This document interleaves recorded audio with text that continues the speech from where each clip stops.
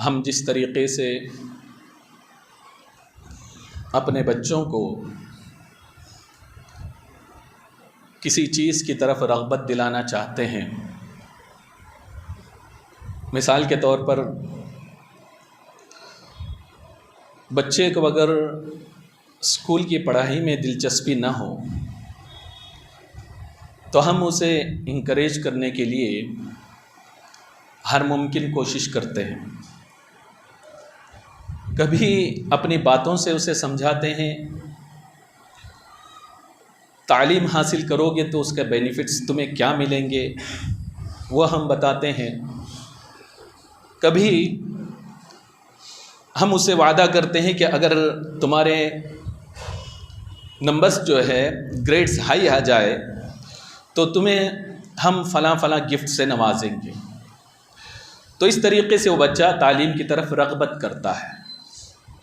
اور کبھی ایسا ہوتا ہے کہ ایسا نہ مانے تو اگر تو کامیاب نہ ہو تو تیرا فیوچر کتنا ڈارک ہو سکتا ہے، یا یہ ہے کہ والدین اسے دھمکی دیتے ہوئے نظر آتے ہیں کہ کسی طریقے سے وہ راہ راست پر آ جائے۔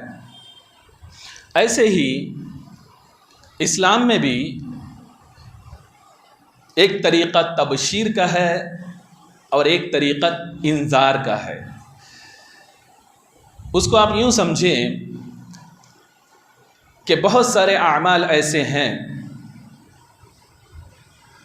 قرآن و حدیث میں اس کو بیان کیا گیا ہے، اور صرف نیک عمل کا ہی حکم نہیں دیا بلکہ ساتھ ساتھ میں اللہ تبارک و تعالیٰ اس کے حبیب صلی اللہ علیہ وسلم نے بسا اوقات اس کے اجر کو بھی بتا دیا، اور اجر کے ساتھ ساتھ ثواب کے ساتھ ساتھ یہ بھی بتا دیا کہ اس کا صلہ یہ ہے کہ تمہارے لیے جنت ہے۔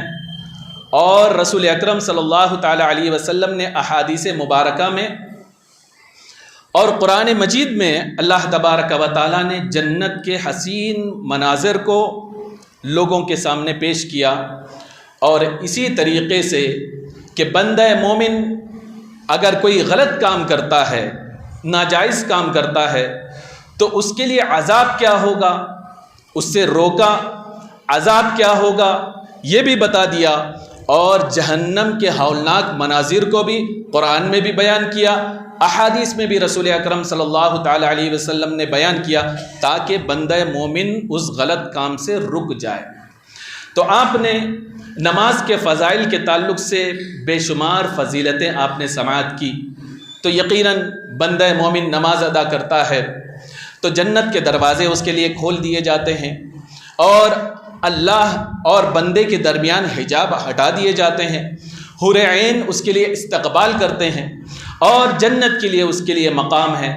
الغرض بے شمار فضیلتوں کو آپ نے سماعت کیا کہ بندے مومن ایک نیک عمل کرے گا، نماز ادا کرے گا، سجدہ کرے گا، خشوع و خضوع کے ساتھ اس کی نماز ہوگی، اس کے لیے فلاں فلاں فلاں فلاں اجر ہے۔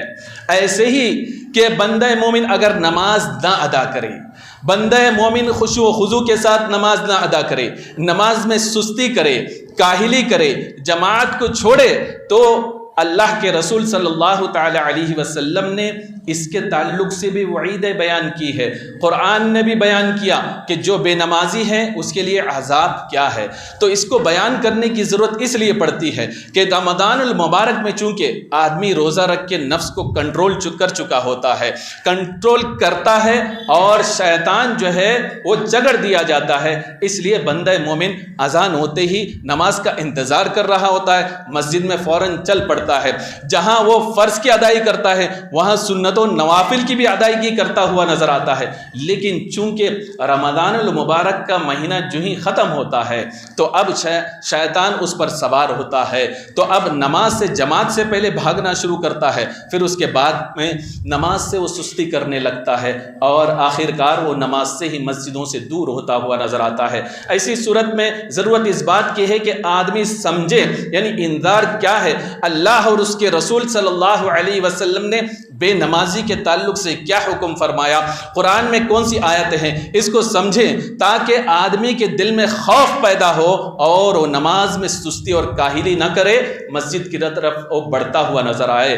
اللہ تبارک و تعالیٰ نے قرآن مجید میں ارشاد فرمایا فَوَيْلٌ لِّلْمُصَلِّينَ الَّذِينَ هُمْ عَنْ صَلَاتِهِمْ سَاهُونَ، ان نمازیوں کے لیے ویل ہے، نمازیوں کے لیے ویل ہے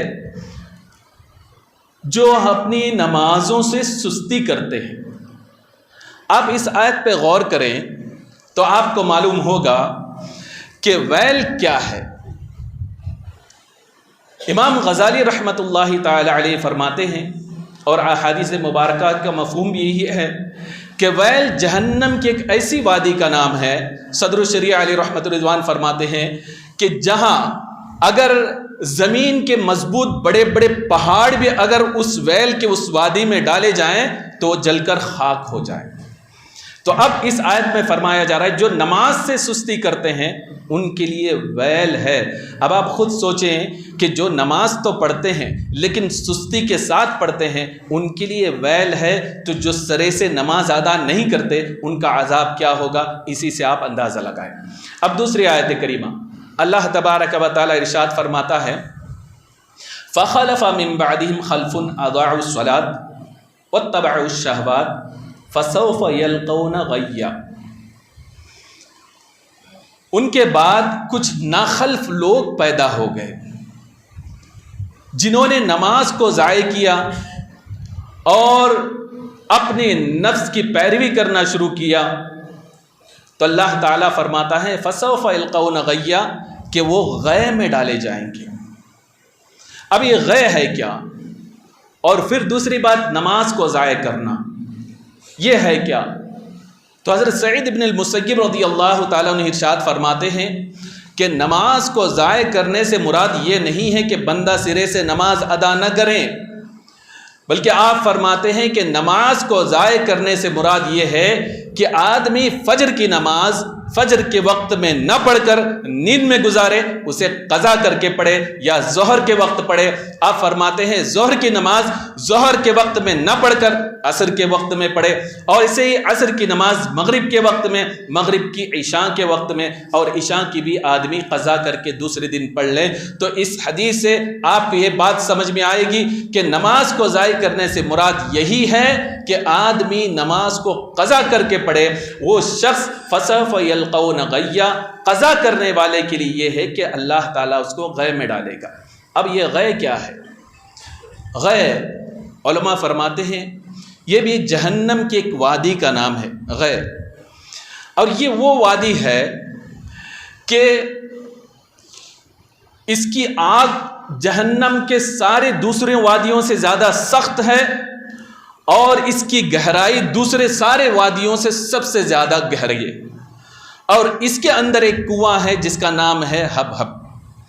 صدر الشریعہ علیہ رحمۃ الرضوان فرماتے ہیں کہ اس حبحب کنویں کا حال یہ ہے کہ اللہ تعالیٰ فرماتا ہے کلما خبت زدناہم سعیرا، کہ جب جب جہنم کی آگ بجھنے پر آئے گی تو اللہ تبارک و تعالیٰ جہنم کی آگ کو پھر سے بھڑکائے گا۔ تو علامہ صدر الشریعہ علیہ رحمۃ اللہ فرماتے ہیں اسی کنویں کو اللہ تعالیٰ کھول دے گا تو ساری جہنم کی آگ بھڑکنے لگ جائے گی۔ اب آپ سوچیں کہ اس آگ کا عالم کیا ہوگا کہ جس کو اللہ نے سارے جہنم کی آگ کو بجھتے ہوئے بھڑکانے کا حکم دے گا تو ساری جہنم کی آگ بھڑکنے لگ جائے گی۔ اور امام اسماعیل حقی رضی اللہ تعالیٰ عنہ نے یہاں تک فرمایا کہ بندہ مومن جہنم میں آگ میں جلے گا۔ اللہ تعالیٰ نے فرمایا، اللہ کے رسول صلی اللہ علیہ وسلم نے فرمایا حقبا، یعنی آدمی جہنم میں جو جلے گا کہ اس میں جو ہے ایک نماز چھوڑنے کی وجہ سے 80 سال تک بھی وہ جل سکتا ہے، اور جہنم کے ایک دن جو ہے دنیا کے 80,000 سال کے برابر ہے۔ اب آپ سوچیں کہ آدمی نماز چھوڑے گا تو غے میں ڈالا جائے گا، آدمی نماز میں سستی کرے گا ویل میں ڈالا جائے گا۔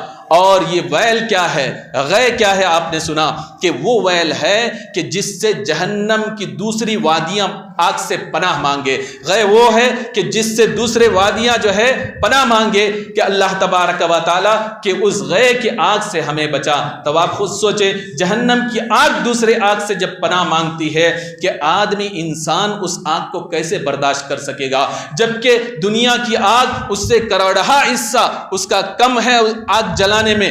آدمی دنیا کی آگ کو برداشت نہیں کر سکتا، چند منٹوں میں وہ آگ میں کوئلہ بن جاتا ہے اگر جل جائے، اللہ سب کو محفوظ رکھے. لیکن اگر جہنم کی آگ میں جلے گا تو اس کی کیفیت حالت کیا ہوگی. لہذا آپ اس آیت سے کریمات سمجھ جائیں کہ آدمی سرے سے جو نماز قضا کرتا ہو اس کی جہنم کس وادی میں وہ جلے گا. لیکن صرف سستی کرنے کی وجہ سے فجر کی نماز سو کر گزارے، ظہر کے وقت ادا کرے، ظہر کی نماز سو کر گزارے، عصر کے وقت ادا کرے، عصر کی نماز جو ہے قضا کرے بزنس کی وجہ سے یا کسی اور مشغولیت کی وجہ سے، مغرب میں ایسے ہی مغرب کی عشاء میں اس قدر اگر وہ اس طریقے سے قضا کر کے پڑھتا ہے تب بھی اس کے لیے جہنم کے تعلق سے وعید سنائی گئی ہے. تو اب آپ خود سوچیں کہ فویل للمصلین، ویل ان کے لیے فرمایا گیا جو نمازی ہیں. یعنی نماز کیسے پڑھتے ہیں؟ نماز قضا کر کے پڑھتے ہیں. تو آپ خود سوچیں کہ جو سرے سے نماز نہ پڑھے اس کے لیے کیا عذاب ہوگا. رسول اکرم صلی اللہ تعالی علیہ وسلم نے ارشاد فرمایا، مستند احمد کی حدیث ہے، سرکار دو عالم صلی اللہ علیہ وسلم فرماتے ہیں کہ تم نماز کی پابندی کیا کرو، اس لیے کہ نماز تمہارے لیے نور اور حجت اور نجات کا باعث ہوگی قیامت کے دن. اور جو بندہ مومن نماز ادا نہیں کرتا، سرکار فرماتے ہیں نہ ہی اس کے لیے قیامت کے دن نور ہوگا، نہ ہی حجت، نہ ہی نجات.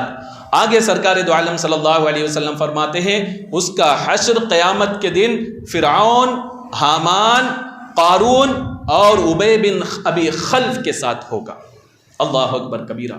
آپ سوچیں فرعون کون ہے؟ سب جانتے ہیں، اپنے وقت کا بادشاہ، اور بادشاہی نہیں، جس نے خدائی کا دعویٰ کیا. حامان اس کا وزیر جس نے اس کو کفر پر ابھارا، شرک پر ابھارا. اور اس کے علاوہ قارون کو بھی سب جانتے ہیں، جس کو اللہ نے اتنی ساری دولت دی، اس نے اللہ کی راہ میں خرچ کرنے سے منع کیا، اللہ تعالیٰ نے زمین میں اس کے مالوں سمیت دھسا دیا. اور چوتھا شخص ابی بن خلف، یہ ایسا گستاخ شخص ہے، ایسا گستاخ کہ اس نے ایک گھوڑا پالا تھا اور روز اسے چراتا، اچھی اچھی غذائیں دیتا اور اسے یہ کہتا نعوذ باللہ من ذالک، میں اس لیے اس کی اچھی پرورش کر رہا ہوں تاکہ میں اس پر سوار ہو کر نعوذ باللہ من ذالک محمد عربی کو قتل کر سکوں. یعنی اتنا بڑا گستاخ شخص.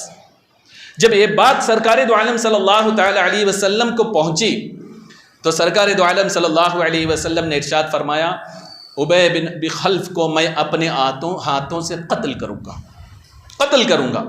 جنگ احد کے دن وہ سامنا ہوا. ایک صحابی رسول نے سرکار دو عالم صلی اللہ علیہ وسلم کی طرف اشارہ فرمایا، ابی بن ابی خلف آپ کی طرف آ رہا ہے. آپ نے ایک چھوٹے سے نیزے کو لے کر سیدھے اس کے گردن پر مارا اور ایک معمولی سا ظاہری طور پر ایک خراش نکلا اور چیخ و چلانے لگا اور اپنے دوستوں کی طرف بڑھ کے کہا کہ محمد عربی نے مجھے نیزے سے مارا، میں ہلاک ہو گیا. اس کے دوستوں نے دیکھا تو ایک معمولی سا جو ہے ایک خراش تھا. انہوں نے کہا کہ یہ تو خون بھی زیادہ نہیں بہہ رہا ہے، معمولی سا خراش ہے. تو اس نے کہا خدا کی قسم کہ محمد نے مجھے نیزہ مارا، اگر میری طرف تھوک بھی دیتے تو یقیناً میں ہلاک ہو جاتا. اس کے بعد ایک مقام میں جا کر وہ واصل جہنم ہو گیا، وہ مر گیا. تو بتانے کا مقصد یہ ہے کہ ایسے گستاخ کا رسول اکرم صلی اللہ علیہ وسلم نے یہاں نام لیا. فرعون جس نے خدائی کا دعویٰ کیا، اور جو ہے ابی بن ابی خلف سب سے بڑا رسول اکرم صلی اللہ علیہ وسلم کا گستاخ. اور رسول اکرم صلی اللہ علیہ وسلم نے کسی پر تلوار نہیں اٹھائی. وہ واحد شخص ہے جسے سرکار دو عالم صلی اللہ علیہ وسلم نے مارا، وہ ابی بن خلف ہے. تو سرکار دو عالم صلی اللہ علیہ وسلم فرماتے ہیں کہ جو نماز ادا نہیں کرتا بروز قیامت وہ فرعون، حامان، قارون اور ابی بن خلف کے ساتھ ہوگا۔ یعنی ایسے ایسے گستاخ ہے کہ آدمی اس بات کو پسند کرے گا جو اللہ کے علاوہ اپنے آپ کو کوئی خدائی کا دعویٰ کرے اس کا حشر اس کے ساتھ ہو۔ کیا کوئی یہ دعویٰ کرے گا کہ رسول کا سب سے بڑا گستاخ ہو اس کے ساتھ اس کا حشر ہو؟ تو ہمیں چاہیے کہ رسول اکرم صلی اللہ علیہ وسلم کے اس حدیث سے سبق حاصل کریں، ہمیں درس حاصل کریں اور اپنے دل میں خوف پیدا کریں کہ ایسا نہ ہو، اللہ نہ کرے کہ ہمارا جو ہے نماز چھوڑ کر کل بروز قیامت ان کے ساتھ حشر ہو۔ تو ہمیں چاہیے کہ نماز کی پابندی کریں۔ ایک اور حدیث میں مسند احمد کی حدیث ہے، رسول اکرم صلی اللہ تعالی علیہ وسلم نے ارشاد فرمایا، مفہوم حدیث ہے کہ جو شخص نماز ادا کرتا ہے اس کے لیے اللہ تبارک و تعالیٰ کا اس پر ذمہ ہے، اور جو نماز ادا نہیں کرتا جو کہ دین کا ستون ہے، سرکار فرماتے ہیں کہ اللہ اور اس کے رسول کے اس کے ذمے سے بری ہیں، یعنی ان کا ذمہ، اللہ اور رسول کا ذمہ اس پر نہیں ہے۔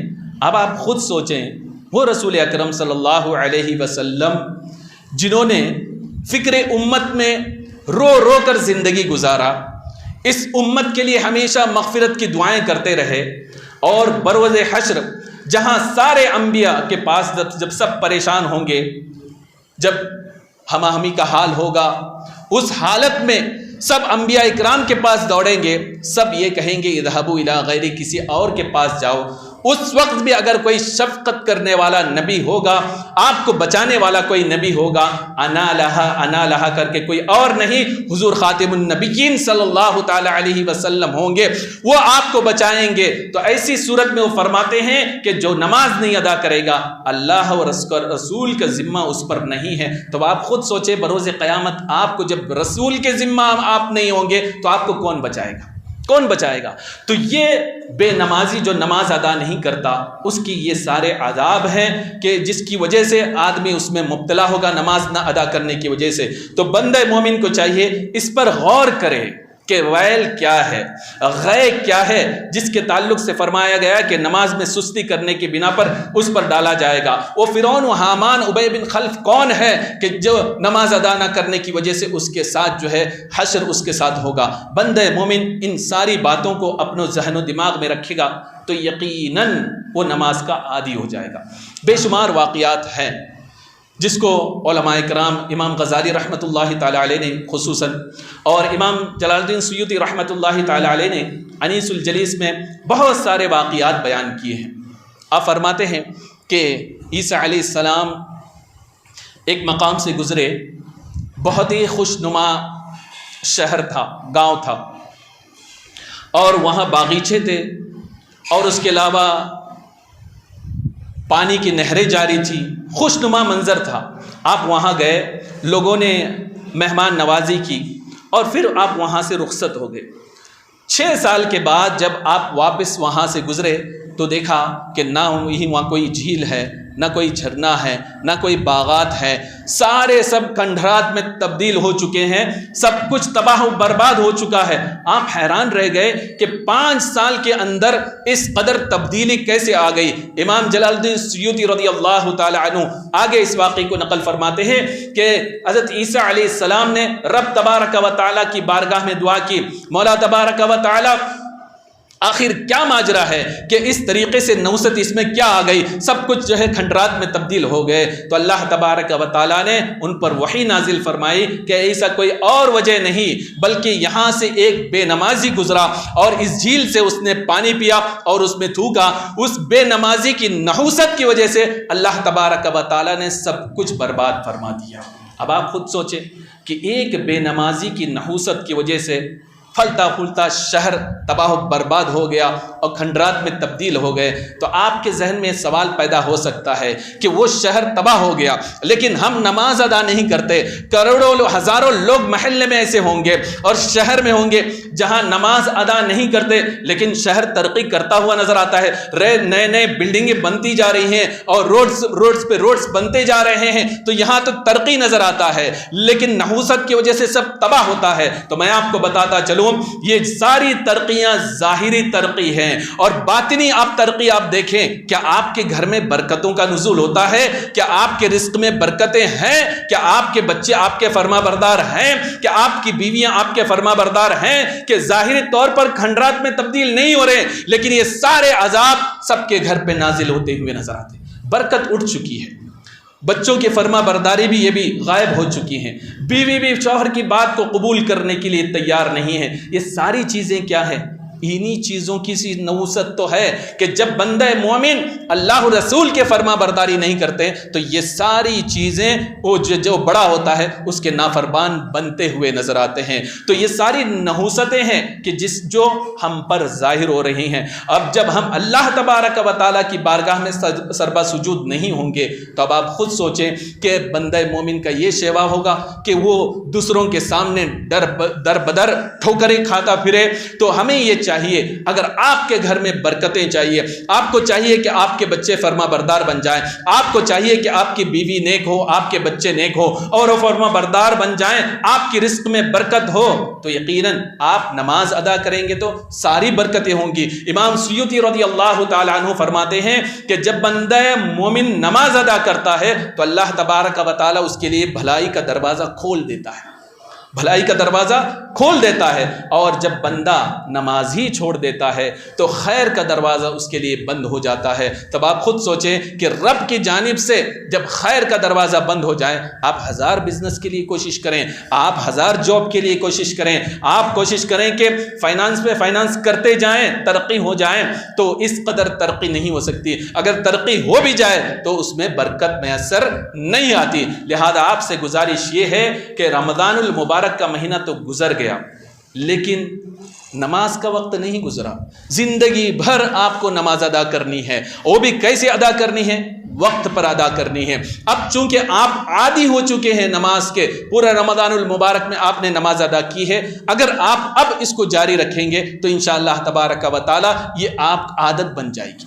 جب آپ کی عادت بن جائے گی تو اب آپ خود محسوس کریں گے، ایک وقت بھی اگر آپ تاخیر سے نماز پڑھیں گے آپ اپنے اندر بے چینی محسوس کریں گے، بے چینی محسوس کریں گے، کوئی چیز ہے جو مجھ سے جو ہے چھوٹی ہے جس کی وجہ سے مجھے بے چینی ہو رہی ہے، اور جب اس کے بعد آپ نماز ادا کریں گے تو آپ کو سکون میسر آئے گا۔ لہذا آپ حضرات سے گزارش یہی ہے کہ جو نماز کا اللہ و رسول اس کے رسول نے حکم دیا اس کو اسی طریقے سے جاری رکھے، اپنے دوستوں کو بھی اس کی طرف دعوت دیں اور کوشش یہ کریں کہ جماعت کے ساتھ پابندی کے ساتھ نماز ادا کریں۔ اللہ تبارک و تعالیٰ سے دعا ہے کہ اللہ تبارک و تعالیٰ ہمیں باجماعت نماز ادا کرنے کی توفیق عطا فرمائے، نماز کو پابندی کے ساتھ ادا کرنے کی توفیق عطا فرمائے، خشوع و خضوع کے ساتھ نماز ادا کرنے کی توفیق عطا فرمائے۔ استغفر اللہ ربی من کل ذنب واتوب الیہ، وآخر دعوانا ان الحمد للہ رب العالمین۔